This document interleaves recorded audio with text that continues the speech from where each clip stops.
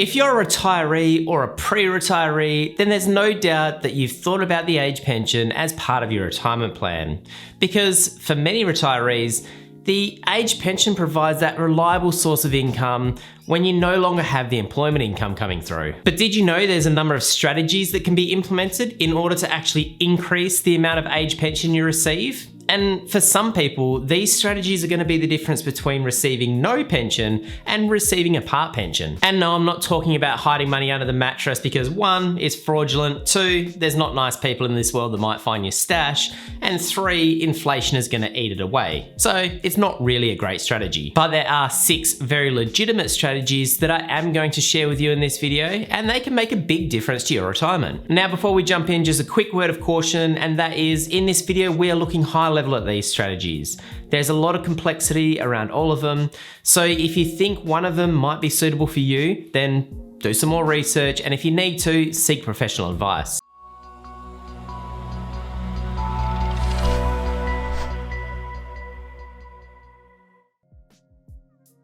Hello guys, Brad here from The Guided Investor. Welcome back to the channel for another video. If you're new here, consider hitting that subscribe button because I post regular videos about how you can do more with your money.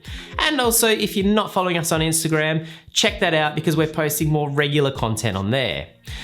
But in this video, we're talking about the age pension and how to increase the age pension using 6 different strategies. But in order to understand how these strategies work, you first need to understand how the age pension works.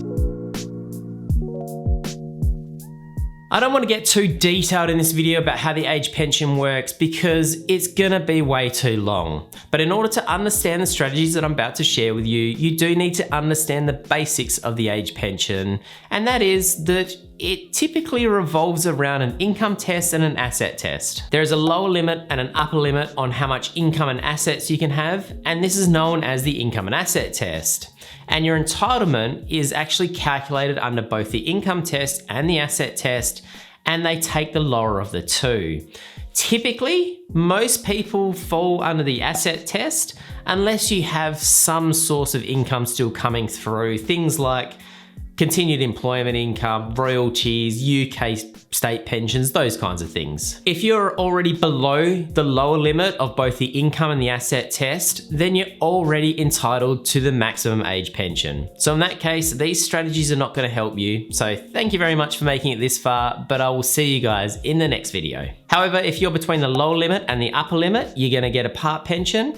And if you're above the upper limit, well then unfortunately you're going to get no pension.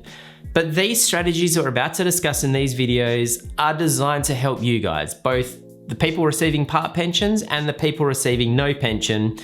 And all of these strategies work by reducing the amount of assessable assets, which also in turn helps to reduce the deemed income under the income test. Now that you have a basic understanding, let's jump into some of the strategies, starting with gifting.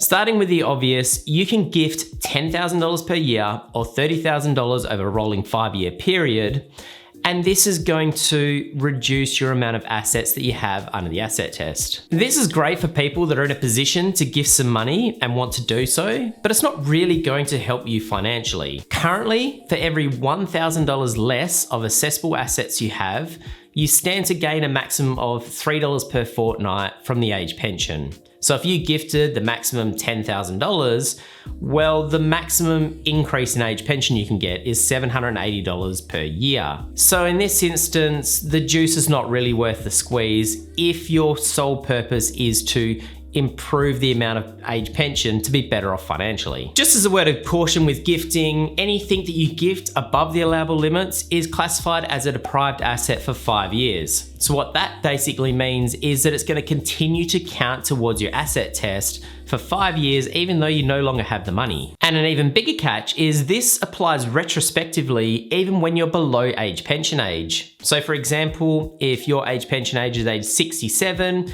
you're currently age 65, and you decide to gift $500,000 to your children, well, $490,000 is going to be treated as a deprived asset right up until age 70.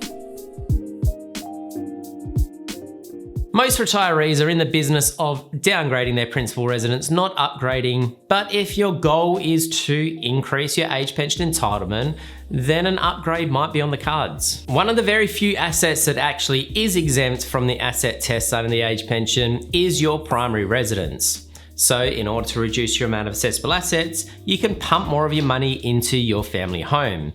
Or in other words, take assets that are accessible, like savings, and use them to purchase a more expensive residence. Now, the big downside of this is obviously that your home is not an income producing asset. Also, if you need additional money for some reason, it's not like you can sell a few bricks or lop off a strip of land at the back of the block. It's all tied into that principal residence and you can't really get access to any additional money if you need it. So you need to consider if it's worth getting the extra age pension or keeping the assets outside of the home where they're invested. You can get access to it and you can use it to generate additional income yourself.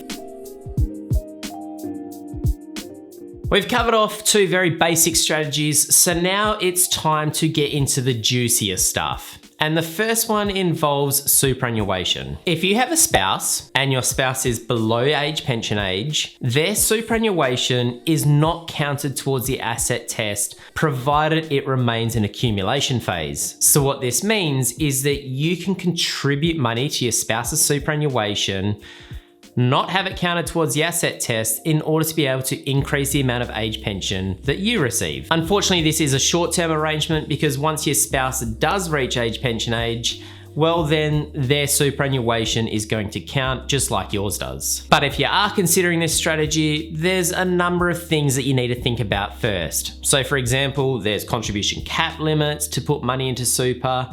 There is accessibility issues. You might not be able to get the money out once you put it in, depending on conditions of release. So it's one of those strategies where there's a lot of moving components. So you want to make sure that you're pretty certain about what you're doing before you do it. So it might be worthwhile seeking advice for this one if it's something that you believe might be able to help you. A lifetime annuity gives you guaranteed income for life regardless of how long you live. You basically use some of your money to buy yourself an income stream. And one of the benefits of this is that it can also be quite beneficial from the age pension perspective, because a lifetime annuity gets some favourable treatment under the income and the asset test. For qualifying annuities, only 60% of the annuity's purchase price and income is counted under the income and asset test. This drops to 30% once you reach life expectancy, which is currently age 84, assuming that you've owned the annuity for at least 5 years. This means that if you buy, say, a $100,000 annuity, then only $60,000 is going to count towards the asset test. So you've effectively wiped off $40,000 from your balance sheet. So not only is this going to give you a reliable source of income, which a lot of retirees look for, but it can simultaneously also increase the amount of age pension you receive. Lifetime annuities can be quite complex, so it's important that you understand all the intricacies before going into something like this. There especially can be some pretty big estate planning implications when it comes to lifetime annuities, and there's a number of different providers out there and they all have their own quirks. So do some research, get some advice if you need it.